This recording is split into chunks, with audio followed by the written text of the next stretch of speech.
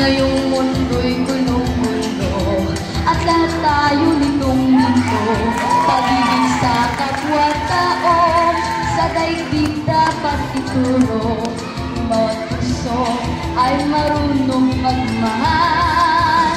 Kapayapaan, kasiyahan, yak na makakamtan. Lahat tayo'y